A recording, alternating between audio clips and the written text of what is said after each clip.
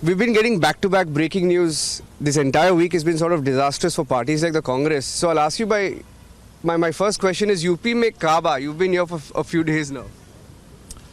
Well, you see, these are election times, and normally leaders leave their respective political parties for greener pastures. And so, it happens every election. You'll see people moving around, jumping around, turncoats, whatever you call them. I'm not surprised with our Indian elections this happens. But the way leaders are leaving one particular party, which includes Congress and BJP, it shows that there's a lot of inner discontent and unhappiness is there. So maybe that is. There's a reason why you're also in the fray in battleground Uttar Pradesh. It's the state with the largest population of Muslims. And you have Samajwadi Party, you have the AIMIM, you have the Congress Party, you have the BSP. Do you think with you in the fray, it's further going to dent the chances of PSP or whoever the contenders are, right? See, end of the day, there should be competition, right? Yes. There should be competition. And so my argument is that why blame me? Am I the only political party contesting in UP? No. There are there's Alliance of Samajwadi, RLD, there's a BSP is there, there's Congress there are different other political parties.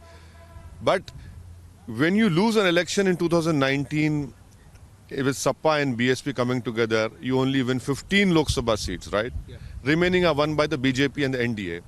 Then 2017, I contest some 28, 30 odd seats, you still lose. 2014, Akhilesh lose. But the real issue is that these political parties are not willing to say that we are getting the Muslim vote, but we are not getting the non-Muslim vote.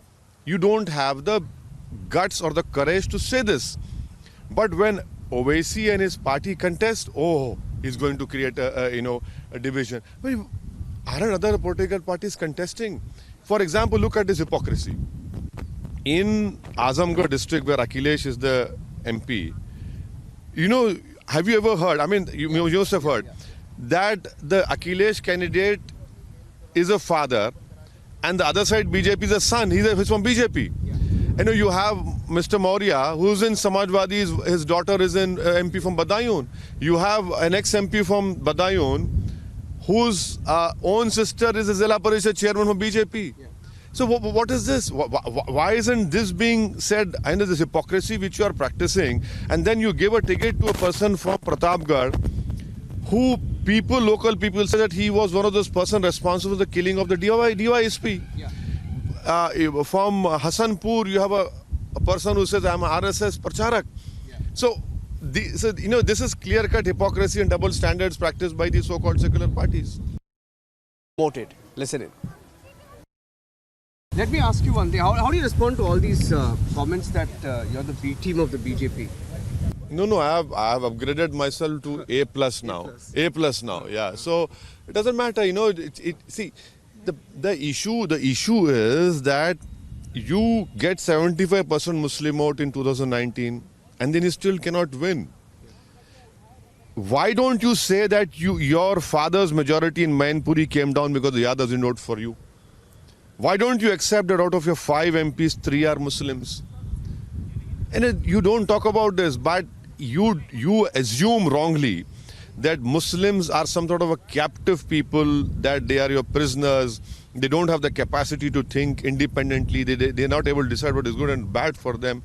No, we are not going to fulfill your political dreams by only putting chairs for your dais or your munch or put dari on it. Yeah. We also have our hopes and aspirations. We want to fulfill it. And the biggest problem with the empirical data tells you that the most discriminated, backward community in terms of social, economic, education indicators in UP are Muslims.